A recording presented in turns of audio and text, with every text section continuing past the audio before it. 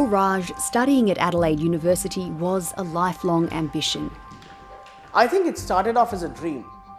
While he now calls this apartment home, his first experience of finding an affordable place to rent was difficult. It was a 4-bedroom house that had been converted to a 6-bedroom house. There was that garage in which a family of 3 were living. The landlord started putting multiple people in a room, so at one point there were 9 people living in that house. International students are quite vulnerable when they arrive in Australia. They don't understand our rental laws and they're often not across what their rights are. And there are people who take advantage of that. Education is Australia's 4th biggest export industry, contributing more than $47 billion to the economy. In 2023, there were more than 320,000 international students commencing their studies. 146,000 of those were at universities. But there were fewer than 130,000 student beds available for local and international students. So the remainder are left to find rooms in an already tight private rental market. International students are basically cash cows that are milked by the system. The Property Council says foreign students make up just 4% of the overall rental market and are not a major contributor to the rental crisis. But the figure in inner city locations is likely to be higher. And a recent investor presentation by property giant Mirvac showed migrants, including students, were driving housing demand. We know that there's a real need for student accommodation.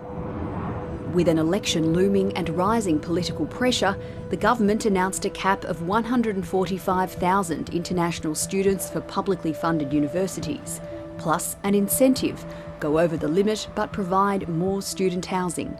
If we can get more accommodation and more supply on, although it might be at the high end of the market, it puts downward pressure on pricing.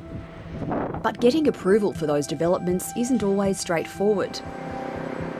The University of New South Wales plan for student housing was fiercely opposed by the local council. We already have in Randwick over 3,000 very expensive commercial student accommodation rooms already approved. And this is just going to add more on top of that. There are also concerns about noise and the building's design from neighbouring acting academy NIDA. The impact of the noise and vibration during that 5-year construction period is going to have such serious impacts on NIDA and their ability to operate. After initially being knocked back, the development was approved in September. I think all of us are affected or resistant to change, and this community is no different to that. Universities have pushed back against the planned student caps, arguing the rental crisis isn't caused by the post-COVID influx of international students, but rather a chronic lack of housing supply. So welcome to our large studio. The Property Council's Student Accommodation Division believes the solution is more purpose-built housing. So for all of our rooms, we actually start through our kitchen and our bathroom, and then we open up into our lounge, dining, study space. It's really frustrating when local government stands in the way of bringing accommodation quickly to market. And the alternative is that we have more international students living in the residential market. The government is hoping to pass the legislation before Parliament breaks for the year.